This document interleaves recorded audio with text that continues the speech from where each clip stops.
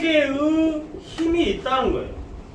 자, P1, P2. 자, 이게 P3. 이렇게 세 개의 힘이 있다 이거예요. 이렇게 힘이 있는데 이 점이 움직이지 않고 있네.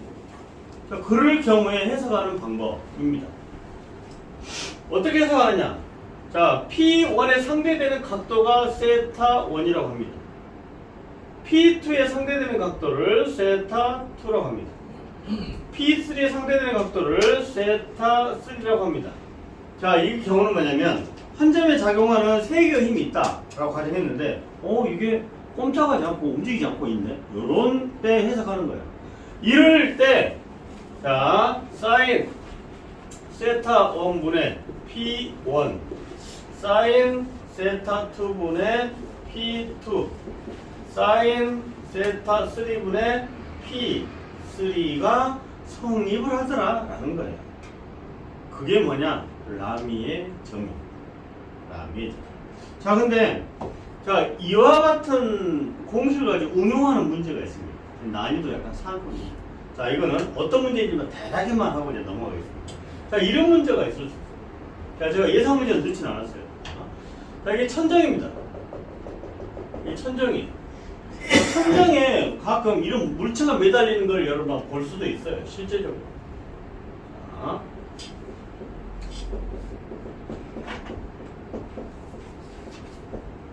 자, 이와 같이 천장에다가 두 개의 로프를 이용해가지고 뭔가 물건 매달아 놓을 수 있잖아요. 그죠? 우리 큰 체육관에 가다 보면 이따만 스피커 막 대롱대롱 매달아 놓은 경우 왕왕 봅니다. 그러지 않습니까? 같은 케이스예요. 자, 이렇게 매달아 놨어. 이게 1톤이래. 응? 1톤이래요. 자, 그럼 여기가 A고, 여기가 B고, 여기가 C라고 가정한다. 자, 그리고 여기 각도를 줍니다. 60도, 여기는 30도. 이렇게 각도를 줘요. 줘놓고 어떻게 문제를 내느냐. 자, A, B에 걸리는 힘은 얼마예요? 이렇게 문제예요. 이런 문제가 나와요. 자, 그러면 이때는 어떻게 우리 해석하냐면, 자, 얘를 P1이라고 놓는 거예요. 이해되시죠? 자, 얘를 이쪽으로 가해지는 힘이 이쪽으로 눈은 안 보이지만 얘를 P2라고 하는 거예요.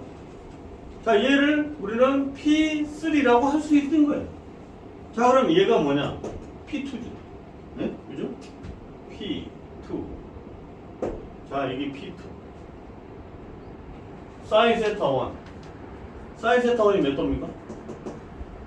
60이고 30이 몇 도예요? 90. 네? 삼각형의 각도의 합은 180입니다. 그런 식으로 딱 하는 거예요. 자, 여기 각도 구할 수 있죠.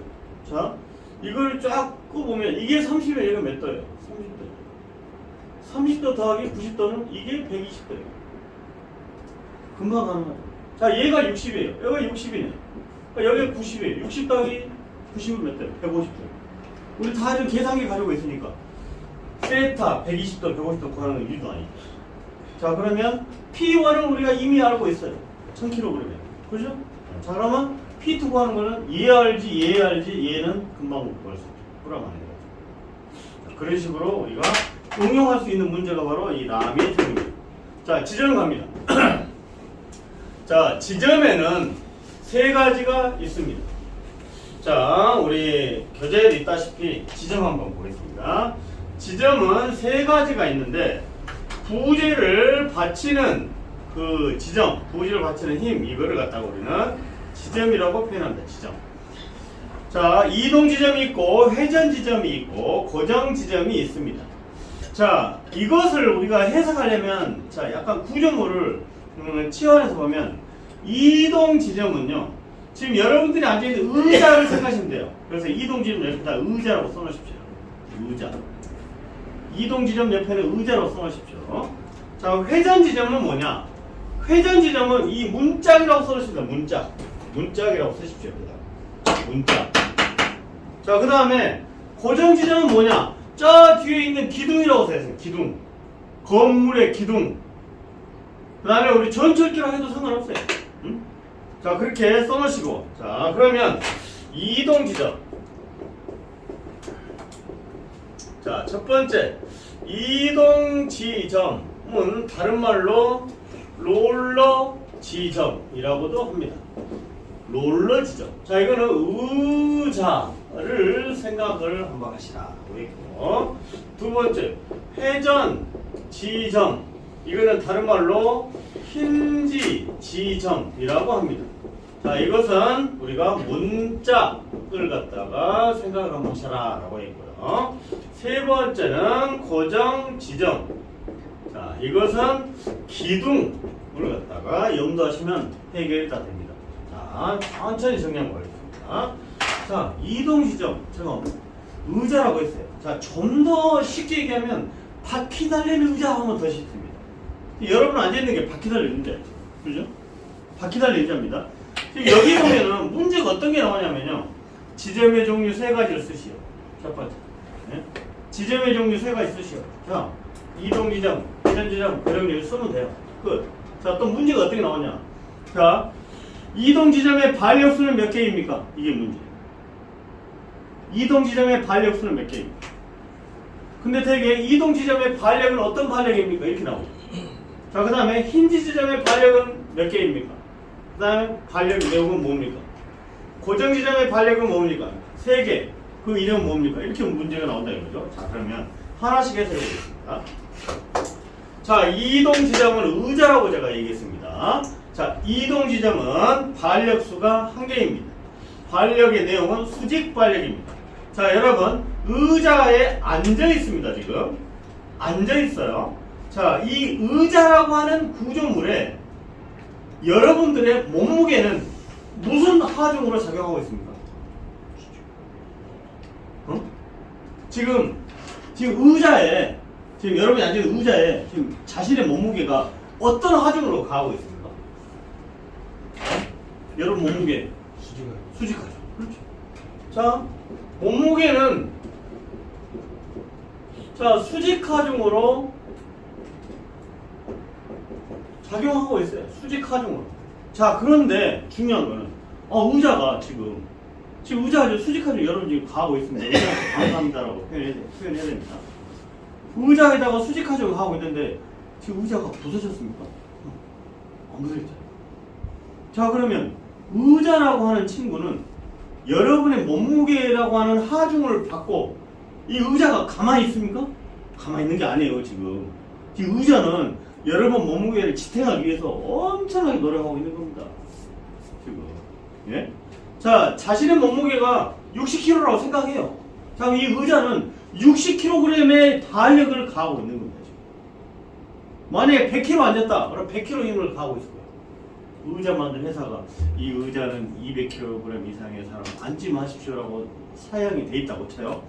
200kg 이상의 앉으면 어때요? 의자가 부서지죠. 왜?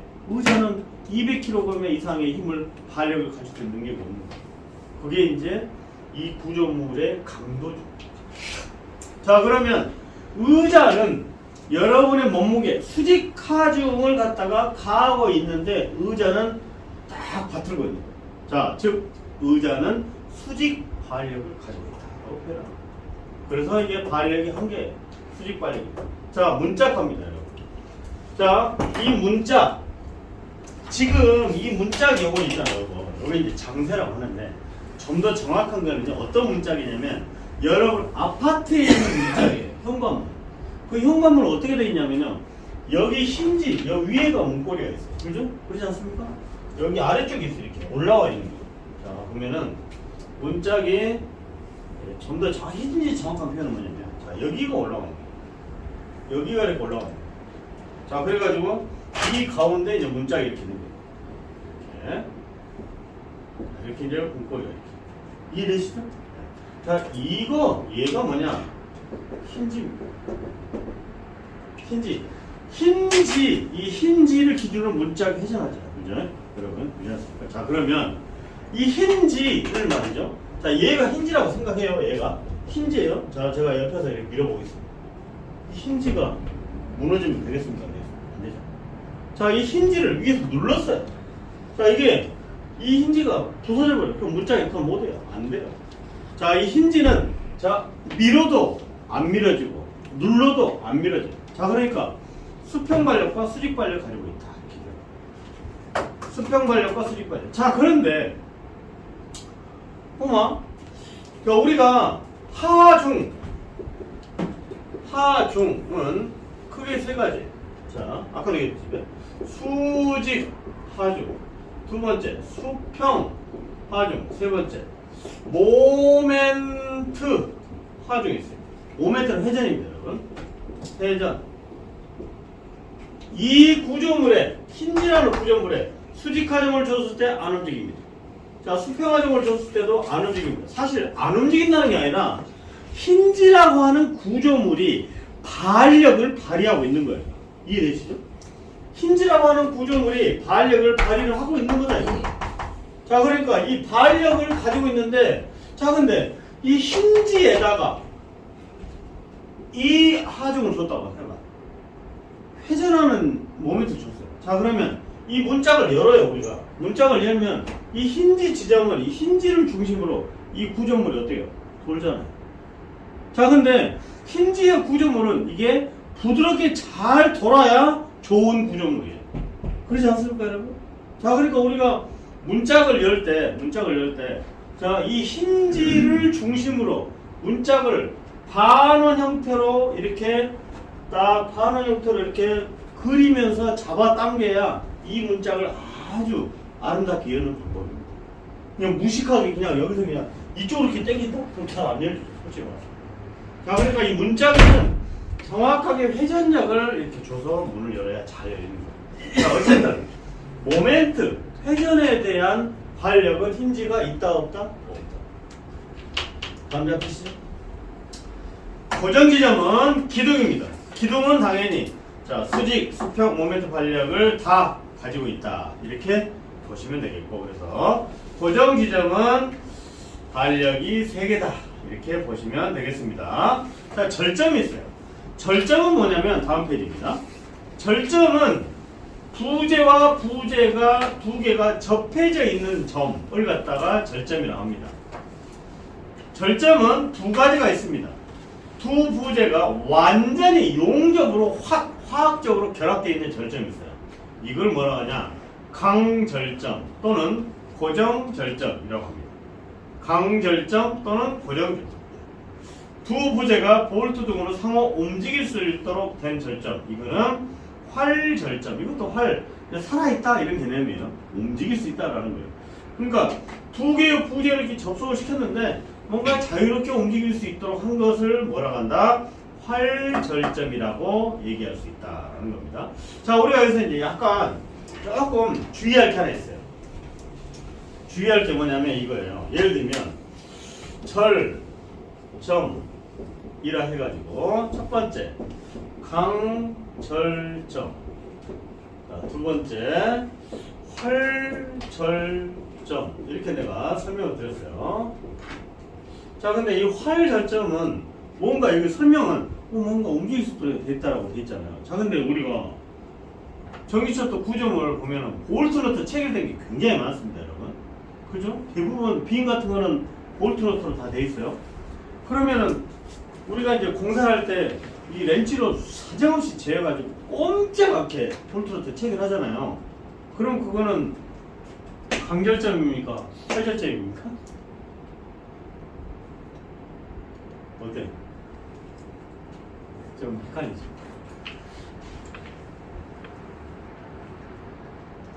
활절점 이해되시죠? 거기 설명에는 지금 움직일 수 있도록 돼 있잖아요.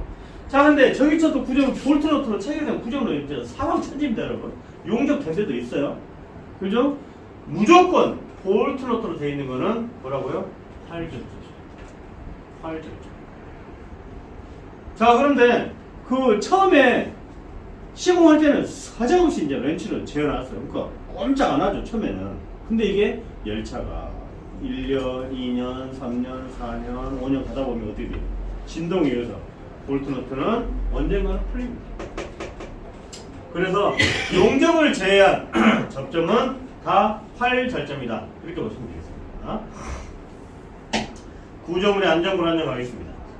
구조물의 안정 불안정을 내보면 자, 내적 안정이 있고 내적 불안정, 외적 안정과 외적 불안정이 있습니다. 자 여러분, 자 요거 네, 퀴즈라고 해야 될까? 자, 제가 간단한 질문을 한번 드리겠습니다. 자, 여기가 안정된 구조물이 있고요. 안정한 구조물이 하나 있고 불안정 구조물이 있다 라고 치자고요. 네. 그 전주가 여기에 이렇게 하나가 있고 이렇게 안정된 전주가 있고 불안정한 전주가 있어요. 우리는 설계를 어떻게 해야 됩니까? 응? 말이 필요 없는 거죠. 안정한 구조물을 해야 돼요. 응? 안정된 구조물을 해야 되는 거예요. 자, 그런데 거기 보면은 내적 안정과 외적 안정이 있어요. 그죠? 내적 안정, 내적 불안정, 그 다음에 외적 안정, 외적 불안정이 있습니다. 자, 내적은 뭐냐면, 자, 이 안정도, 자, 내적, 외적, 이렇게 표현할 수 있습니다. 자, 불안정도 내적, 자, 그 다음에 외적, 이렇게 이제 두 개를 표현할 수 있습니다. 내적은 뭐냐면, 모양 개념, 모양. 자, 그러니까, 외력에 의해 구조물의 형태가 변하지 않는 경우, 구조물 모양이 안 바뀌었어요.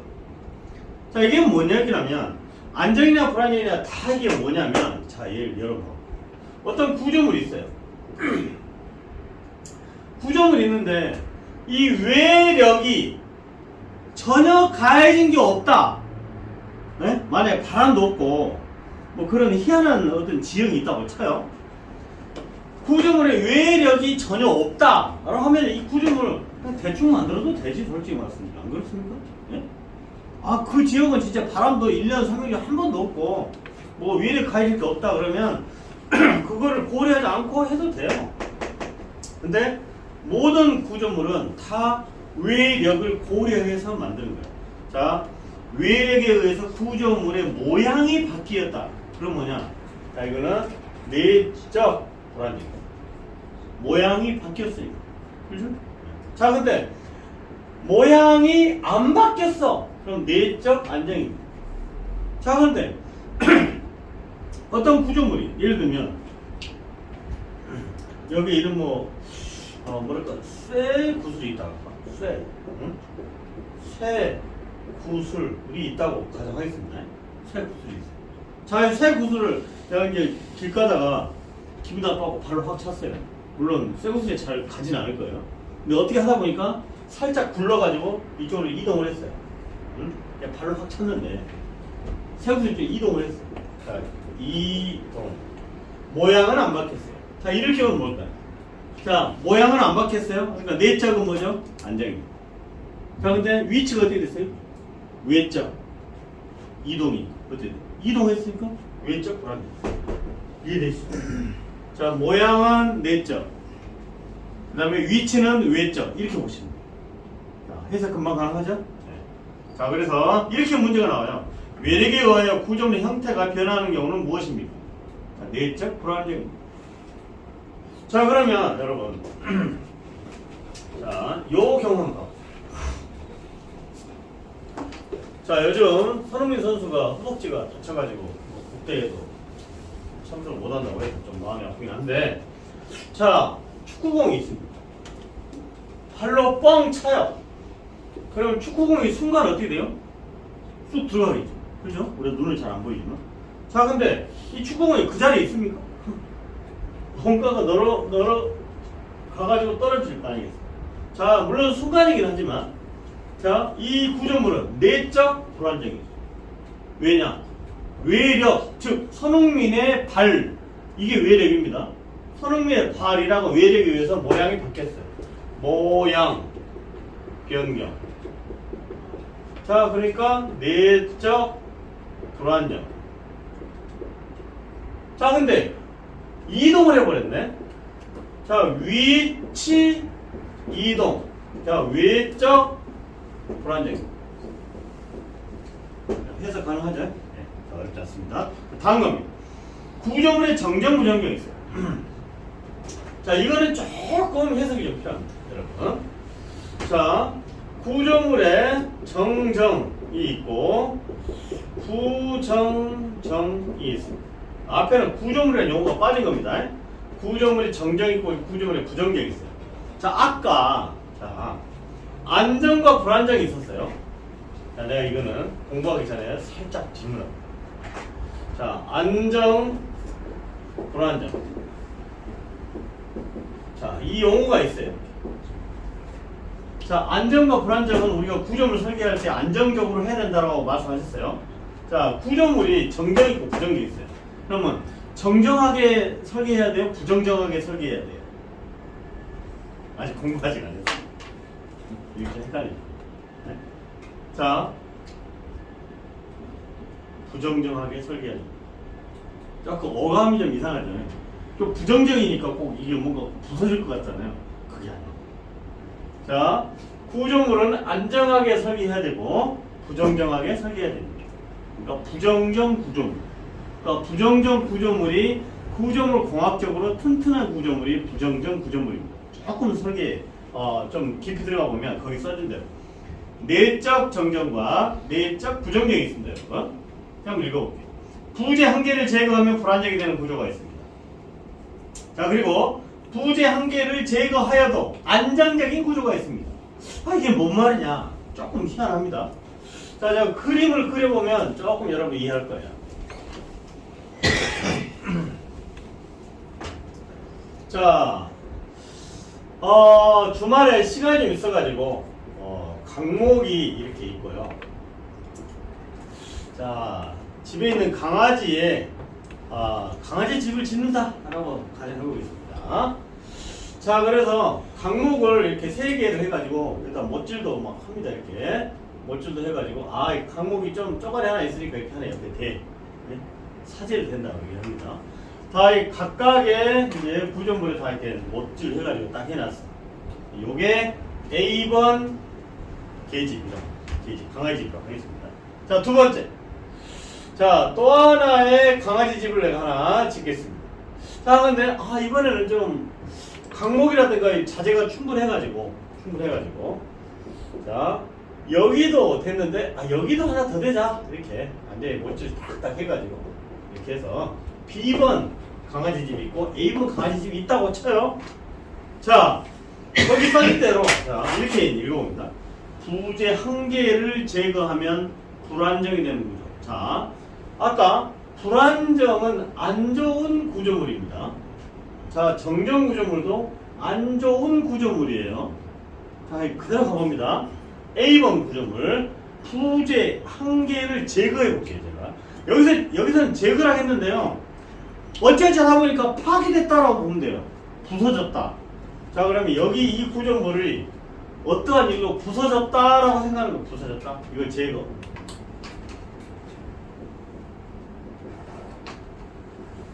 자, 파괴됐다.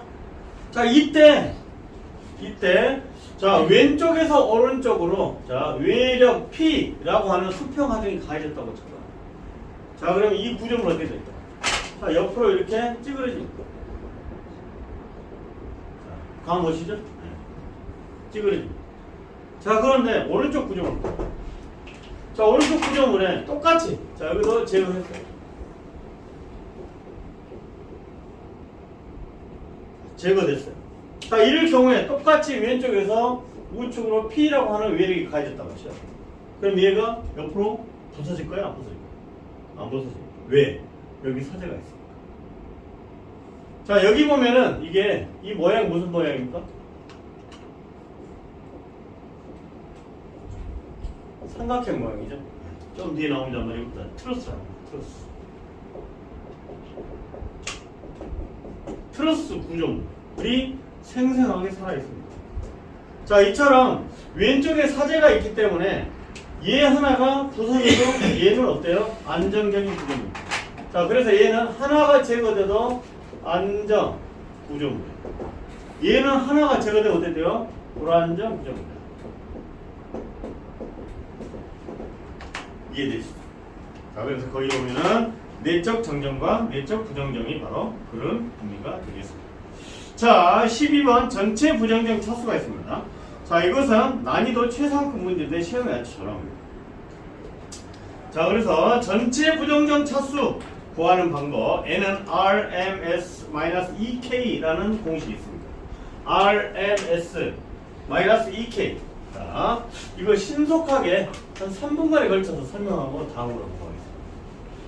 이게 신속하게 한번 해보겠습니다. 자, 부정정 차수 n은 R, M 플러스 S 마이너스 2K. 자, 이와 같은 공식이 전체 부정정 차수예요.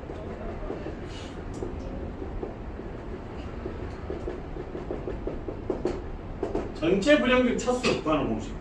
자, 여기에서 R은 뭐냐면, 자, 반력수입니다. 반력수. R은 반력수. M은 부재수. 자, S는, 자, 한 부재에 접합된, 강접합된 수.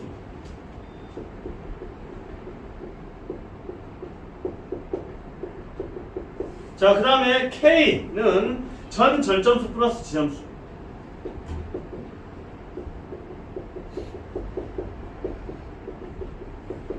이렇게 되어 있습니다. 자, 그러면 신속하게 반력수 먼저 보겠습니다. 자, 반력수는 뭐냐면, 자, 이 구조물이 받침의 모양이, 자, 이와 같은 모양이 있어요. 자, 그리고 구조물 받침이 이와 같은 모양이 있어요. 자, 그리고 구조물 받침이, 자, 완전히 그냥 어떻게 콘크리트 돼버린 모양이 있어요. 자, 아까 제가 지점의 종류 3가지 얘기했죠. 그죠? 지점의 종류 3가지 얘기했습니다. 자, 지점의 종류를 얘기했어요. 자, 그러면 여러분 교재 10페이지 보시면, 10페이지 보면 상단에 그림이 있습니다. 그죠? 자, 여러분 교재 10페이지의 상단에 보면 이런 모양이 있어요. 자, 지점수 먼저, 반력수 먼저 갑니다. 자, 이 그림은 뭔가가 지점 밑에 왔다 갔다 하게 좀 그렇게 보이잖아요. 그죠? 네? 루자, 아까 내가 얘기했죠. 루자, 이동지점. 이동지점 반력수 몇 개입니까? 1이죠. 그죠? 자, 흰지 반력수 몇 개입니까? 2. 고정지점 반력수 3. 이거는 이제 이렇게 해결됐어요. 그죠? 해결됐습니다. 자, 부재수. 부재수 갑니다. 만약에, 자, 이러한 구조물이 뭐 이렇게 있다고 쳐요. 구조물이, 자, 이렇게 있어요. 자, 그럼 이 구조물의 부재수가 몇 개냐? 계산할 수 있습니다. 자, 여러분, 10페이지 아래쪽에 구조물 하나 있어요. 네? 10페이지 아래쪽에, 자, 저하고 한번 따라서 해보시면 됩니다. 어떻게 하냐면, 이거를 하는 방법이 있어요. 자, 이처럼 연필을 딱 드는 거예요. 연필을. 책에 한번 해보세요, 여러분. 자, 나하고 똑같이 되는 겁니다. 자, M을 지금 하는 거예요, M. 이거 할 때 이렇게 해봐야 됩니다. 안 하면 틀려요. 자, 하나, 이렇게 하는 거예요. 그대로. 하나, 둘, 셋, 넷, 다섯, 여섯, 일곱, 여덟, 아홉. M이 9. 이렇게 계산하면 안 돼요. 이거 꼭 연필로 이렇게 해보셔야 돼요. 안 하면 틀립니다. 자, 여기서 가장 잘 틀린 게 뭐냐면, 자, 이 윗부분이 있어요. 이 부분. 자, 윗부분에 이렇게 돼가지고, 자, 이 부분이 있죠. 자, 여기 계산할 때, 카운팅 할 때, 이거 다 계산해. 따랐다. 거기 지금 10페이지 상단에 있죠. 이해되십니까? 네. 그 가운데에 있는 조그만 거, 이거 하나의 부재수다. 이거 그냥 그대로 쭉 한 줄 꺼졌는데 뭐 부재수 이렇게 나왔어. 자, 뭐냐면 여기는 간결점이에요. 어떻게 보면. 근데 이제 전체적으로는 아마 그 그림은 이제 뭡니까? 활절점 개념으로 이제 다 카운팅할 겁니다. 자, 그런 식으로. 자, 보겠습니다. 자, 이게 이제 부재수가 되겠습니다. 부재수. 자, 그럼 S가 가장, 자, S는 놔두고 절점수하고 지점수 먼저 갈게요. K. 절점수하고 지점수. 자, 이 그림에서, 자, 지점수는 1개, 2개. 그죠? 지점이 2개잖아요. 그죠? 이게 2개. 자, 절점수는 뭐냐? 절점은 2개의 부재가 만나는 게 절점이라겠어요. 그죠? 자, 그러면, 자, 얘, 둘, 셋, 넷, 다섯, 여섯. 이게 여기. 이해되시죠? 네. 감 잡혔죠? 네. 자, 그 다음에, 이제 하나씩 분석합니다. 여기 보면. 자, 9페이지 다시. 자, 여기 9페이지 다시 가보면, 자, 여기 보면, 자, 요거 보겠습니다. 자, 이 그림이 있고, 자, 요 그림이 있어. 맨 엔진. 이거, 양입니다. 그죠? 네. 자, 이 동그라미가 있는 건 뭐냐면, 활절정입니다. 활절정. 근데 만약에 동그라미가 없어. 어떻게 돼요? 이거는 S3. 강절정입니다. 강절정. 동그라미가 없이 된 거는 뭐냐? 강절정입니다. 강절정. 자, 근데 또 요거 있어요. 자, 요거. 이건 뭐예요? 자, 어떻게 해서 S가 2냐? 자, 한 부재를 기준으로 강접합된 부재 수가 있어요. 자, 그럼 얘 기준으로 강접합된 게 몇 개야? 하나. 이해되시죠? 그래서 S는 2라는 얘기예요. 자, 요거 S는 3. 하나를 기준으로 하나, 둘, 세 개. 이해되시죠? 자, 그 다음에 또 요거 있어요. 요거. 이건 뭐? 네? 자, 이 그림 부재수 몇 개입니까? 하나, 둘, 셋. 맞죠? 네. 자, 근데 자, 이 부재수를 기준으로 강접합대수가 몇 개예요? 한 개. 이해됐죠? 그런 식으로. 자, 그런 식으로 해가지고 10페이지 문제 동그라미 1번 그 문제가 해결이 되는 겁니다. 그래서 자, 동그라미 1번은 그래서 연습을 한번 스스로 한번 해보시기 바랍니다. 시간적 여유 때문에 일단 3장으로 넘어가겠습니다. 자, 응력과 변형도 보겠습니다. 자, 응력이라고 하는 것은 뭐냐? 자, 하중을 받는 구조물 내부에 그 하중에 저항하여 평형을 유지하려고 하는 힘이 바로 응력입니다. 자, 아까 제가 그랬잖아요. 평형의 조건 세 가지가 있습니다. 수직으로 상하로 움직이지 않는다, 좌우로 움직이지 않는다, 회전하지 않는다. 이런 말이 있다고 했어요. 이 구조물에 가해지는 하중이 있는데 이 하중을 갖다가 그대로 반발하는 그런 힘, 이게 바로 응력입니다. 응력. 그 응력은 발력, 어떤 저항 뭐 이렇게 표현하기도 하는데 이 응력은 로는 A분의 P로 계산할 수가 있습니다. 응력은 A분의 P.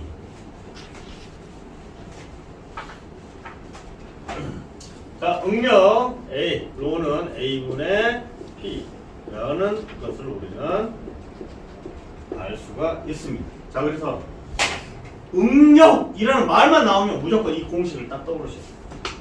응력 그럼 무조건 A분의 P. 응력 그러면 A분의 P. 응력 A분의 P. 자, 응력 A분의 P. 자, 응력의 종류 5가지가 있습니다.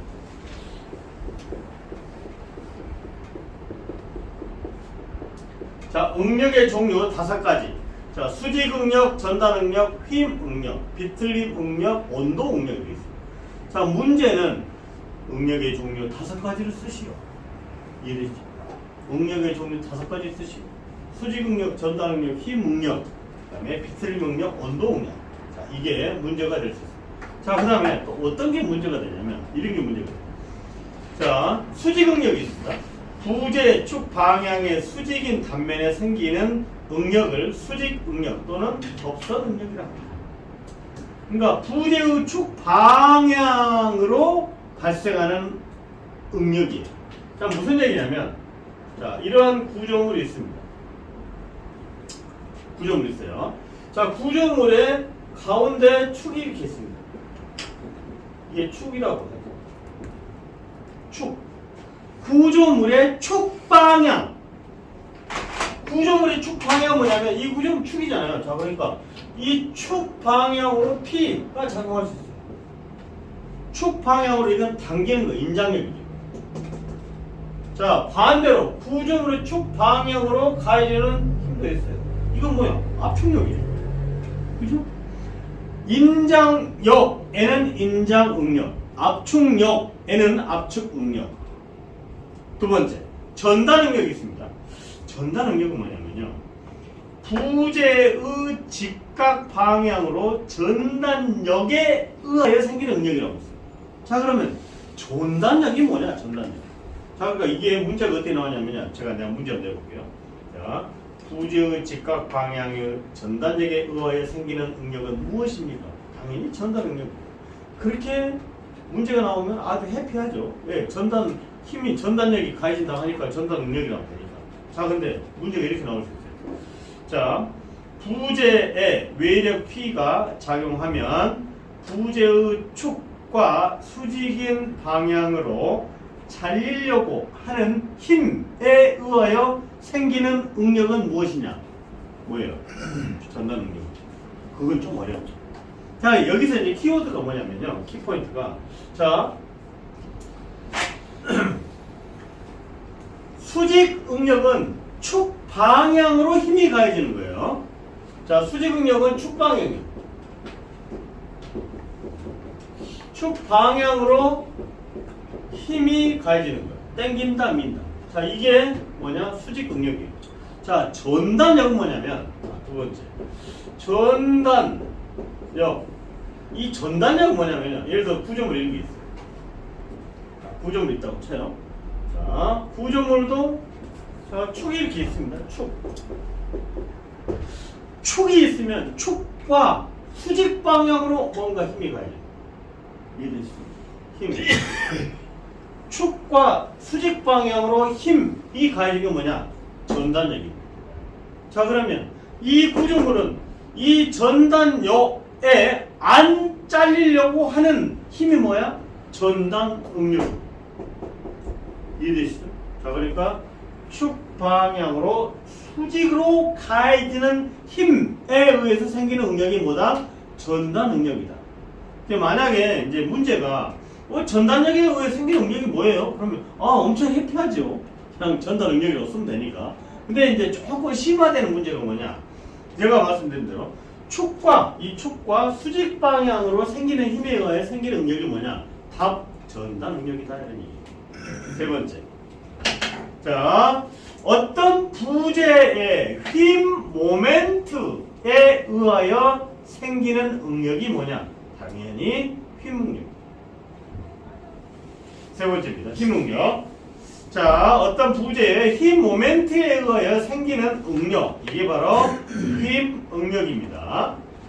자, 그런데 자, 이 힘응력은 부재의 중심부 상측에는 압축력, 하부에는 인장력을 받게 됩니다. 자, 이 구조를 한번 보겠습니다. 자, 그게 뭔 뜻이냐면 이런 뜻이에요. 자, 이러한 구조물이 있다고 가정하겠습니다. 있어요. 자, 근데 이 힘응력은 뭐냐면 구조물 이제 예를 들어서 여기에 이렇게 화중만 가해져도 거의 같은 개념이에요. 자, 여기에 P, 우리 보 있잖아요, 보. 네? 이 보는 되게 이른 구조물의 하중이에요. 자, 그러면 이와 같이 하중이 가해지면은요, 자, 지지하는 지점에서 어떠한 모멘트가 발생하냐면요, 자, 이와 같은 모멘트가 발생합니다. 그러니까 부재의 끝 지점에 휠 모멘트가 발생하는 거예요. 상상되시죠? 네. 자, 이렇게 되면은 구조물이 어떻게 되냐면 이렇게 돼요. 자, 이런 힘을 받는다 그러면 구조물이 이렇게 됩니다.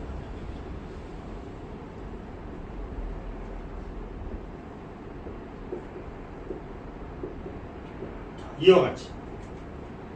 자, 구조물이 이와 같이 모멘트가 작용을 하면 이렇게 가운데가 꼭 들어가요. 이렇게. 자, 근데 실제 건물의 보가 이렇게 들어가면 되겠어요? 안 되겠어요? 안 되죠. 네? 자, 이렇게 안 휘어져야죠. 네? 꿋꿋하게 버티고 있어야 돼요. 버티고 있다가 뭐다? 힘의 평형을 유지해야 돼요. 그러니까 이 구조물은 휘 모멘트에 의해서 힘의 평형을 유지해야 되는 거예요. 우리 건물의 보는. 이 휘면 안 되는 거야. 그 휘면은 건물 무너지는 거죠. 자, 근데 여기서 해석하기 위해서 내가 이렇게 그리는 거예요. 자, 이처럼 휘 모멘트 작용하면, 자, 여기 써진 게 뭐냐? 중심축 상부에는 압축력이다. 자, 이게 중심축이에요. 이게 중심축. 자, 여기가 상부예요. 여기가 하부입니다. 자, 상부는,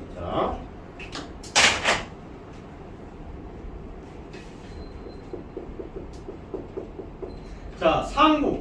중심축으로부터 상부 위쪽은 어떻게 돼? 이렇게 눌리잖아요. 눌려요. 자, 그러니까 여기는 뭐냐? 압축력이에요. 자, 여기는 뭐냐? 인장력이에요. 자, 그러니까 압축력이 작용한 데는 압축능력, 인장력이 작용한 데는 인장능력. 이제 그 얘기를 하는 겁니다. 이게 이제 휨 응력입니다. 그러니까 제가 지금 설명한 건 약간 심한 내용입니다. 자, 여기서 딱 휨 응력은 바로 휨 모멘트에 의하여 생기는 응력이다. 여기까지. 자, 비틀림 응력은 직선봉 양단의 크기가 같고 방향이 반대인 우력에 의하여 생기는 응력이 바로 비틀림 응력이 되겠습니다. 자, 그리고 외부 하중이 작용하지 않더라도 온도 변화에 의하여 열 효과에 의하여 생기는 응력이 바로 온도 응력입니다. 모든 구조물은 온도가 올라가면 늘어나고 온도가 내려가면 축소하는 물리적 성질을 가지고 있습니다. 그거에 따라서 예를 들면 어떤 구조물이 이렇게 이제 구조물이 있어요. 있는데 아예 그냥 천정을 갖다 옹벽을 완전히 쳤다고 쳐요. 이렇게 아래도 옹벽이야. 이렇게 완전히 위아래가 다 옹벽이라고 해요. 응? 위아래가 완전히 옹벽이 쳐졌다고 해요. 자, 그러면 온도가 올라가면 이 구조는 어떻게 되겠어요? 좀 늘어나야 되잖아요. 늘어나야 되는데 위에 옹벽 있고 아래 옹벽이 있으니까 늘어날 수가 없어요. 자, 그렇기 때문에 이 속에서 생기는 응력이 뭐다? 온도 응력. 그 내용을 설명하고 있는 겁니다. 자, 변형률로 갑니다. 12페이지. 자, 변형률은 뭐냐면, 자, 뭔가 외력에 의해서 이 구조물이 모양이 바뀌는 거예요. 모양. 자, 변형률의 종류 5가지가 있습니다. 세로 변형률, 가로 변형률, 전단 변형률, 최적 변형률, 온도 변형률이 있습니다. 자, 여기서 여러분들은 자, A번 세로 변형률을 가장 많이 응용을 할 겁니다. 자, 그래서 자, 변형률의 종류 5가지는 기계적으로 암기하시고요. 세로 변형률은 꼭 기억을 해주시기 바랍니다. 자, 세로 변형률은 자, 세로 변형률. 자, 다른 말로 길이의 변화입니다. 길이의 변화. 네? 길이의 변화.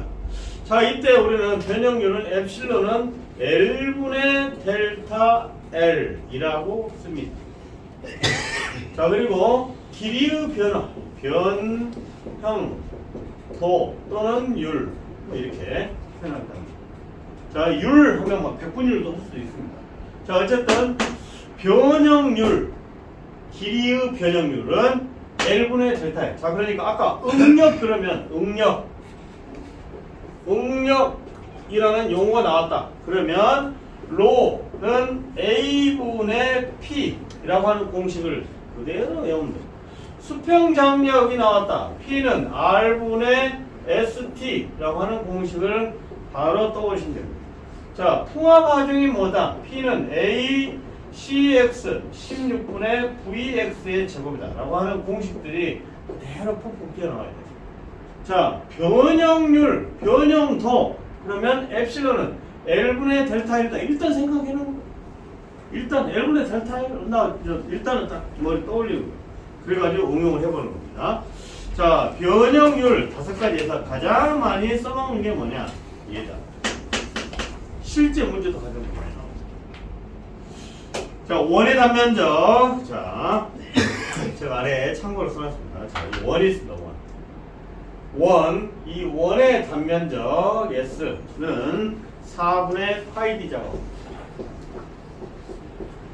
자, 원 지름이 D라고 했을 경우에 원의 단면적 4분의 파이 D 제곱이라는 공식은 참고로 알고 계시기 바랍니다. 왜 그러냐면 우리 실제 문제가 어떤 게 나오냐면 강봉, 예를 들면 강봉, 자 6mm, 강봉 6mm짜리 어쩌고저쩌고 이런 문제가 많이 나와요.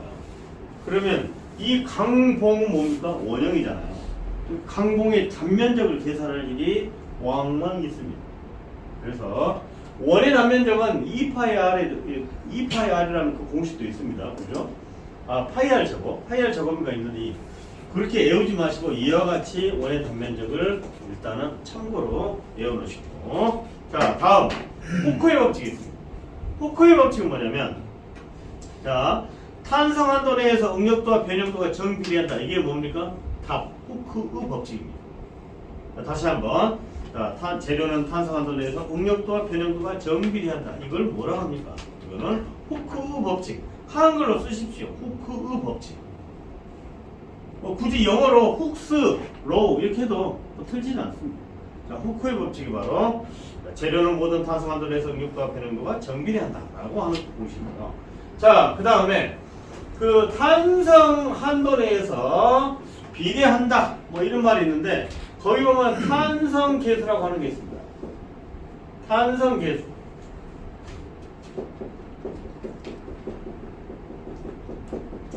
어떤 뭐든지 비례 수치에는 계수가 존재합니다. 그 탄성 계수 엡실론은 어떻게 되냐면, 자, 변형률 분의 응력도가 바로 탄성 계수입니다. 자, 요 공식도 같이 꼭 기억해 주시기 바랍니다. 변형도 분의 응력도. 자, 그러니까 일단 탄성 계수, 그러면 일단 변형도 분의 응력도 이렇게 계수하십니다. 자, 탄성 계수는 자, 이처럼 응력과 변형률 선도라고 하는 게 있거든요. 그 그림이 그거예요. 자, 응력과 자, 변형률 선도가 바로 이 그림인데, 자, X축이 뭐냐면 변형률입니다. X축. 자, Y축은 응력입니다. Y축은 응력. 자, X축은 변형. 자, 이게 뭐냐면, 자, 이러한 어떤 전선이 있다고 쳐요. 전선을, 자, 위, 아래에서 이렇게 쫙 당겨요. 그러니까, 전선의 쭉 방향, 수직 방향으로, 쭉 방향으로 인장력을 가해요. 이렇게 인장력 가하면 돼요. 자, 쭉 방향, 인장력을 가합니다. 자, 그러면 이 전선을 좌우로 당겨요. 자, 그럼 어떻게 돼요? 늘어나지 않겠습니까? 늘어납니다. 이렇게 늘어나요. 이렇게. 자, 이렇게 늘어납니다. 여기를 만약에 고정을 했다 라고 한다면 늘어납니다. 그죠? 늘어나겠죠. 당초 L이 이렇게 있다면 델타 L만큼 늘어납니다. 자, 근데 이때 늘어나기도 하지만 이 속에 응력이라는 건, 응력이라는 게 있지 않겠습니까? 이 속에가 응력이 있습니다. 응력. 힘을 점점 증가시킵니다. 자, 그러면 이걸 갖다 컴퓨터 그래프로 그리면 이렇게 나타나요. 이게 바로 거기 그림입니다. 자, 그래서 이 한도, 여기 이것도 비례 한도, 탄성 한도라고 표현합니다. 이 한도까지는, 자, 변형도와 응력도가 이렇게 완전히 곡선이 비례하네요. 이것을 지금 얘기하는 거예요. 이것이 뭐냐? 후크의 법칙입니다. 자, 이 정비례 한도에는 계수가 존재합니다. 항상 계수는 일정합니다. 그 계수가 존재하는데, 이 탄성 계수는 이처럼 변형도분의 응력도다라고 이렇게 쓰시면 되고요. 자, 그러면 지금 제가 탄성 계수를 변형도분의 응력도라고 얘기했습니다. 자, 그러면 우리가 계속 얘기했어요. 변형도는 뭐냐면요, L분의 얼마입니까? 델타 L입니다. 응력은 뭡니까? A분의 P입니다. 자, 그러니까, 자, 응력, 그 다음에 변형, 자, 변형도, 응력도. 자, 이거를 정리해 보겠습니다. A 델타 L 분의 PL. 여기까지 이렇게 한번 딱 옆에다 적어 놓으시고요. 그림 밑에 탄성 계수. 자, 여기까지 이렇게 자연스럽게 나오면은 일단 거의 이제 기본적인 것은 거의 여기서 정리되고요. 됐죠? 10분간 쉬었다가 진행하겠습니다.